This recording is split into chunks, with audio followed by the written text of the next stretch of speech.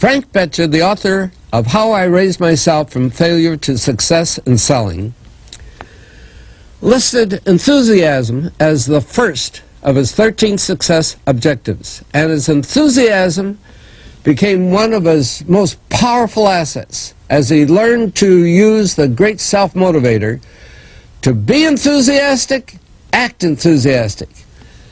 As the eminent teacher and psychologist William James has so conclusively proved, the emotions are not immediately subject to reason, but they are always immediately subject to action.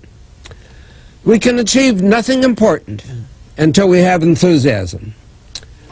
Now, Dr. Hill will explain how you can develop a feeling of enthusiasm for all that you do.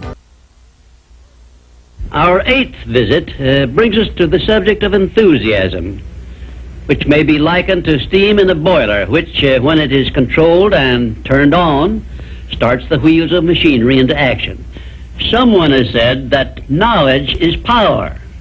That is only a half-truth, for knowledge becomes power only when it is put into action for the attainment of a definite objective.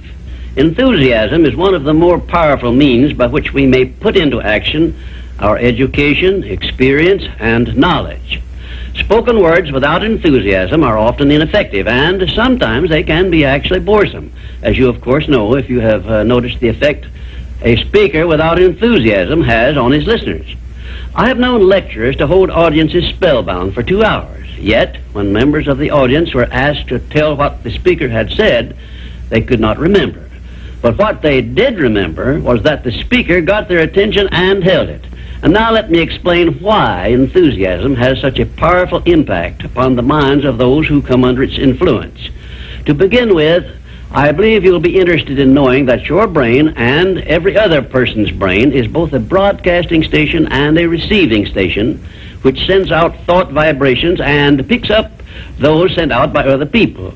When you turn on your enthusiasm, you step up the vibrations of thoughts which go out from your brain so that they reach and affect other people more quickly. As a matter of fact, you can send out thoughts which have been so stepped up with silent enthusiasm that they will reach and influence other people to whom you direct your thoughts. This is a fact which has been known to psychologists for ages, and it is also known to most master salesmen who use this method to condition the minds of their prospective buyers before they ever talk with them. You must have observed that enthusiasm is very contagious, that it engages the attention of those who come under its influence and causes them to respond in a similar spirit of enthusiasm. I once heard Andrew Carnegie say that if you turned loose one man who thought in terms of intense enthusiasm in an industrial plant employing thousands of people, this man's enthusiasm would very quickly reach and influence every person in the plant. And he said it made not the slightest difference whether the enthusiasm was negative or positive, constructive or destructive. Then Mr. Carnegie went on to explain that in his selection of employees for promotion to bigger jobs, the first thing he looked for was a man's capacity to express himself in terms of intense enthusiasm. He said that enthusiasm is one of the most important traits necessary for leadership. The most successful lawyers are not necessarily those who know most about the legal profession, but they are those who know how to influence courts and juries with their belief in their cases and have a great capacity for expressing themselves with enthusiasm. When you are introduced to another person, you have a marvelous opportunity to sell yourself favorably to that person by the extent of the enthusiasm you express in accepting the introduction. When you shake hands with another person, you have also a fine opportunity to make a favorable impression by the warmth of enthusiasm you put into that handshake. If there is anything which leaves me flat and unfavorably impressed when I'm introduced, it's an extended hand which feels like a piece of cold ham and acknowledges the introduction with a cold, canned, pleased to meet you, with no signs of enthusiasm back of it. Now, right here, let me give you a brief course in salesmanship, which may be of value to you the remainder of your life. When you meet anyone on whom you wish to make a favorable impression, when it is a stranger you have not previously met or someone with whom you are already acquainted, do these things. 1, Turn on your enthusiasm and so modulate your voice with it that you definitely make the other person feel you are happy to communicate with him. 2, when you shake his hand, take a firm grip on it and give it a quick, firm squeeze at the end of each word you express in your greetings. For example, say, "How do you do? I am so very glad to meet you." Do not crush the hand, however, as I have known some people to do. 3, then, if you begin the conversation, be sure that you direct it to some subject of interest to the other person. And 4, follow through by eagerly asking questions which will keep attention focused upon the other person. Then, when you are ready to have the other person hear what you have to say about yourself or your interest or your business, he will have been prepared to listen attentively.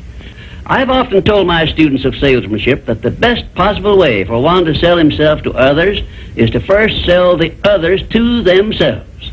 That counsel was sound when I began training salesmen over 30 years ago, and it is still sound.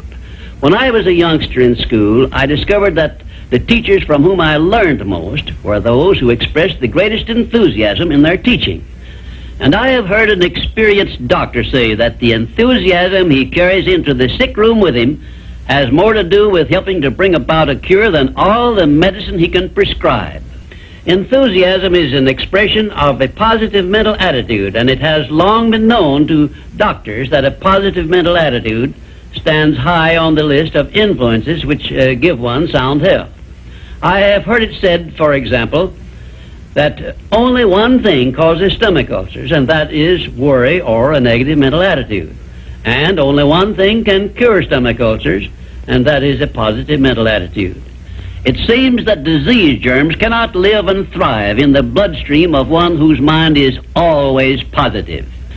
I have still another very important observation concerning the power of enthusiasm, which I wish to give you.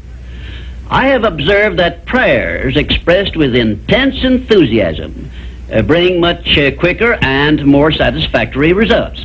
Now, you can try this for yourself and be convinced. I began experimenting with this idea many years ago, and from my experiences, I gathered the information which caused me to change my method of prayer entirely. I now use the prayer I recommended to you on previous visits, with the gratifying results that I get quicker and more favorable action from my prayers than I did when I expressed them in a spirit which lacked enthusiasm. I suggest that a very practical way to begin learning to express yourself with enthusiasm will be to follow the habit of reading aloud for 10 minutes daily, putting all the enthusiasm at your command into your reading. You will be surprised in a short while at how much this will help you in speaking with enthusiasm in your ordinary conversations. I would suggest also that you adopt the habit of practicing enthusiasm in your conversations with your family and your business associates. Incidentally, this habit will make you more popular with those who are close to you. You can enjoy the benefits of enthusiasm if you are interested enough to develop a technique by which to acquire this habit, so you will follow it in a natural, unaffected tone of voice. If you follow my suggestion that you read for 10 minutes daily as a means of acquiring the habit of enthusiasm, I recommend that you write down a list of 10 subjects, things, or circumstances in which you have the keenest interest, and use this list for your practice purposes. You will have no difficulty in reading in a tone of enthusiasm in connection with the things that you like best. And finally, if you have not already picked up some useful ideas as to how the habit of enthusiasm can be developed, or what causes one to be enthusiastic, let me give you an example which may provide you with an interesting cue. You perhaps remember when you were courting the person of your choice, or being courted, as the case may be, you needed no one to tell you how or why to be enthusiastic. Of course not, because the motive of love or affection took care of this without effort on your part. Just remember that enthusiasm is always easily expressed when one is inspired by a burning desire for something or any motive associated with one's closest interests. Where there is no motive, there is apt to be no enthusiasm. Remember also that the three basic motives which it has been said practically rule the world are: 1, the emotion of love; 2, the emotion of sex; 3, the desire for financial gain. A combination of all three of these motives, it has been claimed, can convert a mediocre person into a genius, and I leave the thought with you for consideration.